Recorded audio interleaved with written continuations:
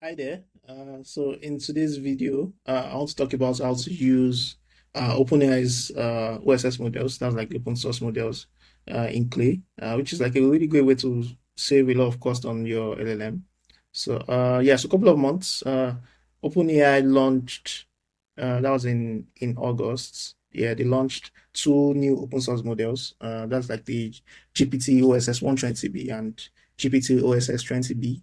So and looking at their documentation here, they said 20B performs on the level of O3 mini, while 120B performs at the level of O4 mini. So right now, to use these OSS models, you currently can use it via Grok. So Grok is a platform that hosts these models, currently hosts these models. And the interesting thing, like I mentioned previously, is these models are pretty less expensive compared to like the native OpenAI models.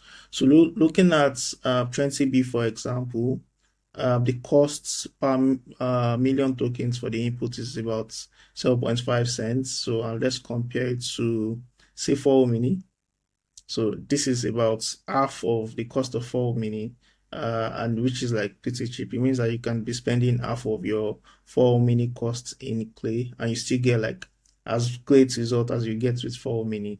Same thing looking at the output tokens. So it's about 30 cents. So and yeah, this is also like half of what we have here. So that's pretty cheap compared to it. So let's get into Clay to check how to pretty much use this. So when you get into Clay, you just need to create like an HTTP column so that you can plug in the endpoint. So when you go to Grok, if you go through the documentation, if you click into this, so you can see the models here. You click into it, it takes you. You can check it out in the playground. So I can essentially plug this call command within Clay HTTP column to get all of the body and the headers and all of everything that you need, and you plug in your API key. So within Clay, this is what it's going to look like. So yes, so this is an example HTTP column. So like I mentioned, this is the endpoint, similar to what I already showed you. This is the endpoints. So, and this is the JSON body. So you can see it's OSS-20B. So for this particular command, I'm trying to look for the official websites of these companies.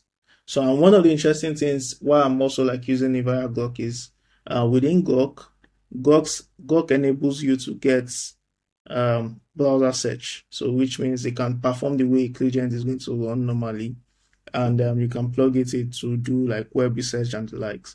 So within it, within this particular JSON body, the model is going to run like a web search, which you can see the browser search is turned on here. Then it goes on to do the research and find like the official domain. So this is my prompt. I've plugged in the parameters just like I would for the regular Claygents. So let's test this out. So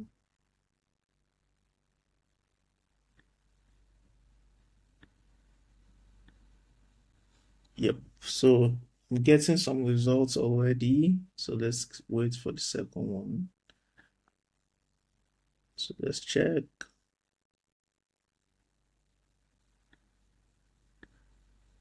Yep. So you can see it has done the reasoning that's check likely places. So let me bring it out and call it domain.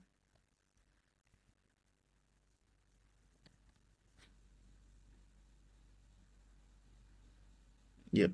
So we can see it has done the research and he pulled it out. So I can change this to like a URL. Yeah, and that's it. That's pretty much how to use OSS models within Clay. Let me know if you have any question. Drop it in the chat.